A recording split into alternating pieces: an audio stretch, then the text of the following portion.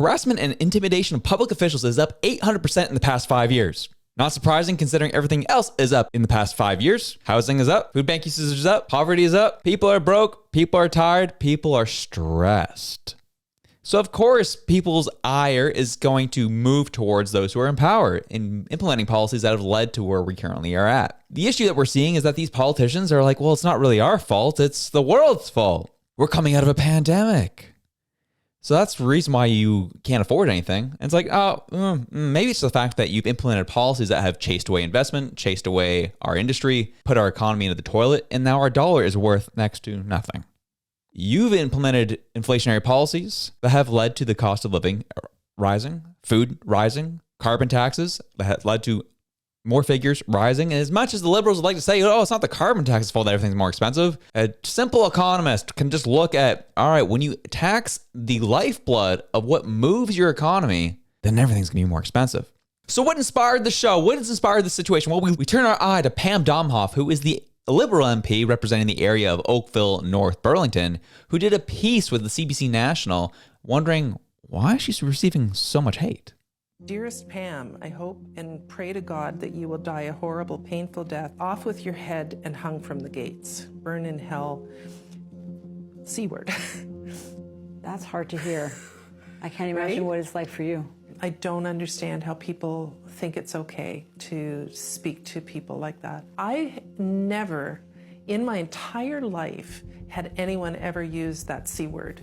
And as a politician in the last 4 years or so, it's used all the time. Now people are sending an email and adding their name and business name onto it.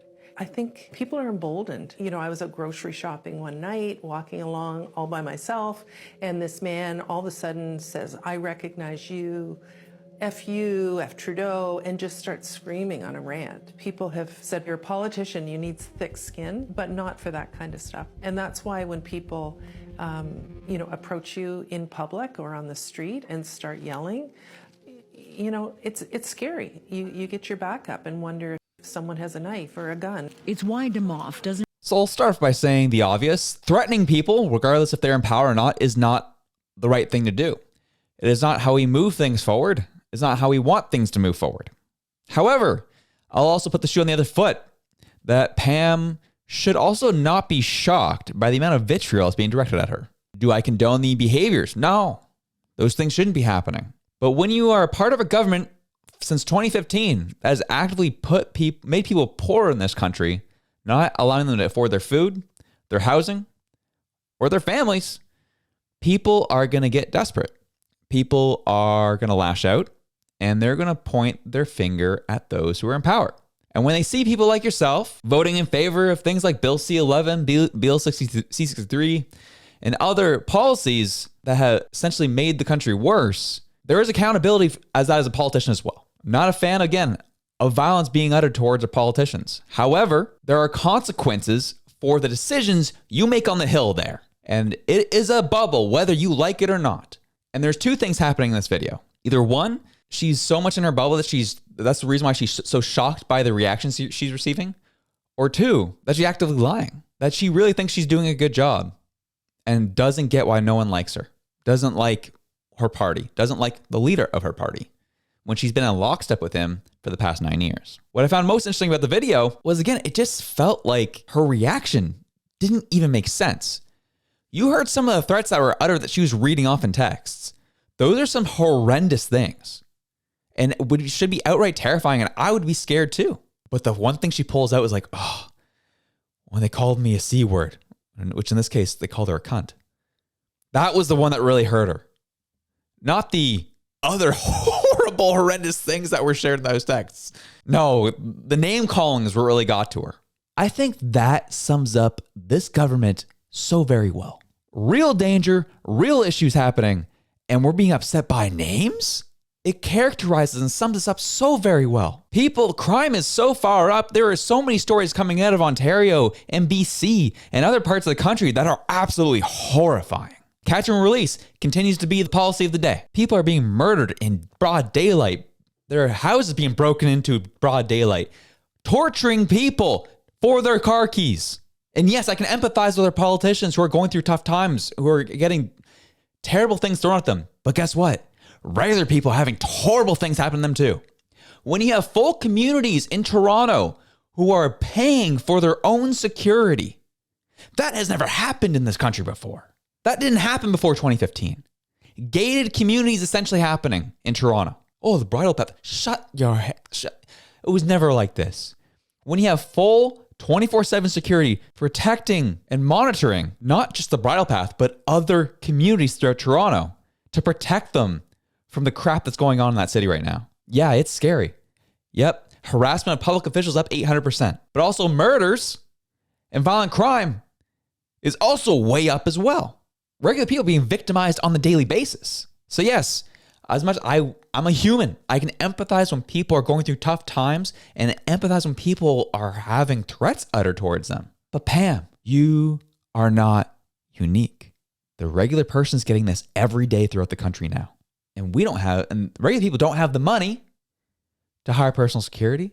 Regular people don't have the money to have RCMP escort them from point A to point B. Yes, I know you're just an MP, you're on different committees, so you make a decent amount. I believe that Pam's probably in the vicinity of making around 170, somewhere in 170 to 200,000 a year. Could be wrong, but I'm pretty sure the amount of committees and roles that she's taken, I think that's what it takes her to. But just Pam's just an example, right? We don't want to totally pick on her as much as she wanted to be covered by CBC National, all the things that she's going through. We as Canadians don't like seeing this happen. She said it in the video as well. Most Canadians don't like seeing this happen. And you're correct. I don't want to see this happen, but I understand why it is. And I want it to stop. Institute policies that will make this country better. Or dare I say, great again. And stop going against the will of the people, the will of your constituents. I have a hard time believing that those in Oakville, North Burlington are happy with how things are going right now. When Oakville is one of the core areas right now that's constantly being robbed, pillaged, and break-ins are up through the roof. I'm sure your constituents are fired up with what's going on in their communities right now. And you keep voting for it. And I don't mean to the people, but Pam, when you're in the House of Commons and you start voting for these bills, these non-confidence bills, you keep voting for it. So when people realize the system's not working properly, when you have people like Jagmeet Singh holding up Justin Trudeau artificially, when in any normal circumstance, this government would have been taken down years ago, and the current Liberal Party keeps instituting policies that no one likes and is deeply unpopular, people are going to be directing their frustrations elsewhere. People are going to be directing their frustrations towards those in power, those who don't deserve to be there. Pam said at the end of this video that she's not going to be returning to politics because of how violent things have gotten. And I'm sure, yeah, that's the reason you don't want to be returning. Quite frankly with you, it won't be your choice. You'll be voted out. But you want a soft landing, soft departure out. It was like, oh, it's getting a little too crazy out there for me. That's when I'm going to step out of politics. No, you're not getting voted back in. You don't want to look weak. When we talk about deeply unpopular policies, we talk about the further 324 guns that were added to the registry of things they're trying to confiscate in this country. And they're looking to confiscate them to then send them to Ukraine. Instead of the amount of thousands and thousands of illegal guns that are in this country that murderers, criminals are using to terrorize regular citizens, instead of clamping down on them and using those illegal guns and shipping those to Ukraine, no, you're going to continue going after everyone else, legal, law-abiding citizens. You're going after to confiscate their property for things that they didn't do anything wrong, and you're going to send that to Ukraine. Come on, man. You want to know why your life has gotten more crappy as a politician? Well, the people around you's lives have gotten really sucky too.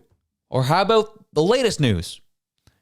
Trudeau looking to give cities resources to clamp down more on Airbnbs, unlock more homes, which in essence, I don't necessarily mind. However, there's a debate to be had. People bought their homes fair and square with what was provided to them. And now the government's going to make their lives a living hell until they sell it? That ain't right. So instead of building more homes over the past 9 years, now we're going to look at confiscating homes. Oh, Josh, that's not what's happening. They're not confiscating homes. You're right. They're just going to make sure they institute policies and make it impossible for you to live, so you have to sell it. My friends, we know that regardless of if Airbnbs are freed up or not right now as it currently stands, we don't have enough homes to house all the people that are here. Even if we randomly unlock 200,000 homes tomorrow, At best, it scratches the surface. More homes need to be built, and they're not being built. As much as Sean Fraser liked to tell us that this is happening, it's not. As much as he screwed up with immigration, now he's moving over to housing, and he keeps screwing things up. I'll be surprised if he gets back in. Policies that are deeply unpopular, and politicians are shocked when anger, vitriol, and violence is directed towards them. And I'll say it again and again. I don't think this should be our reality. I disagree with it. I don't think that's the way that we should handle things. But I can understand when people feel desperate and they're at their last whim, they're going to look to those in power. And when those in power are not listening, then people will naturally escalate it. And until those in power start listening, this will continue. We essentially have a sham government in power. People know it, and they see right through you and your horrible, horrendous policies. Here's some proof of some horrendous policies. Chamath shared this.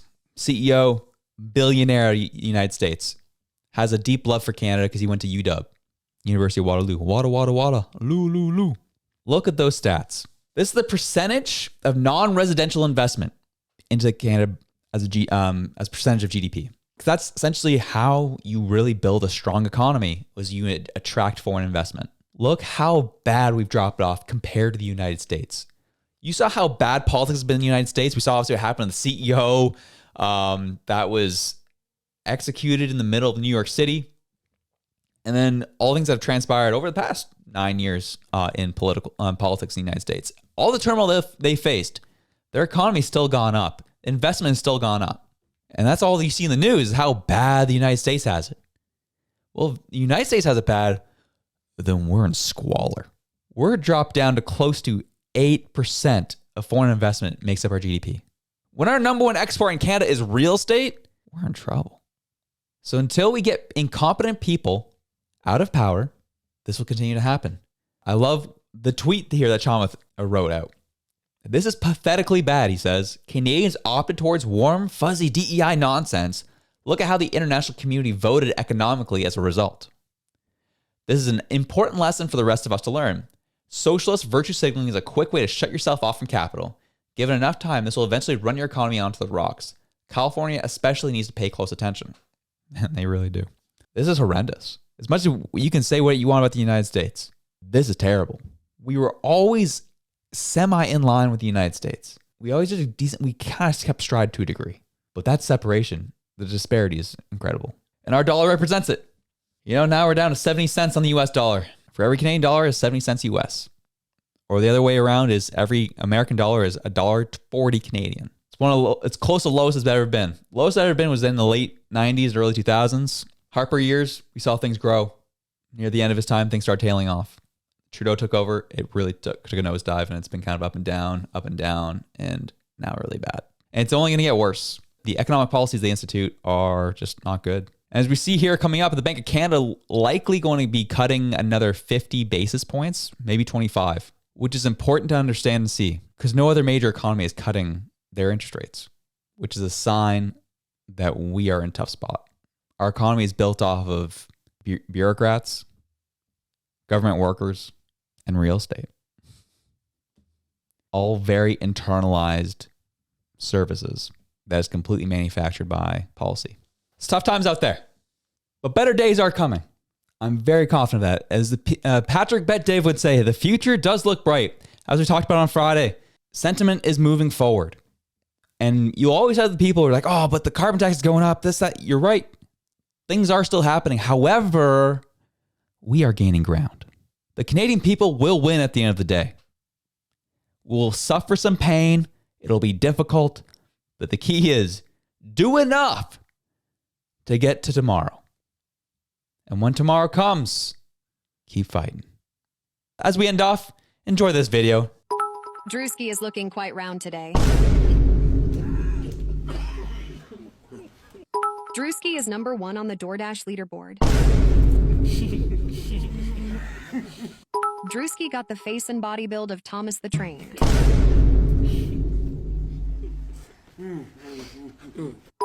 Drewski has a face like Voldemort.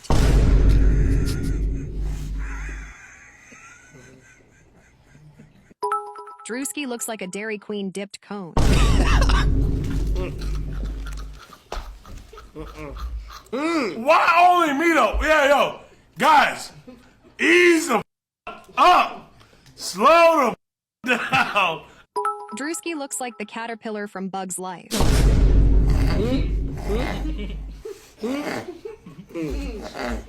Drewski's favorite mobile game is DoorDash. No.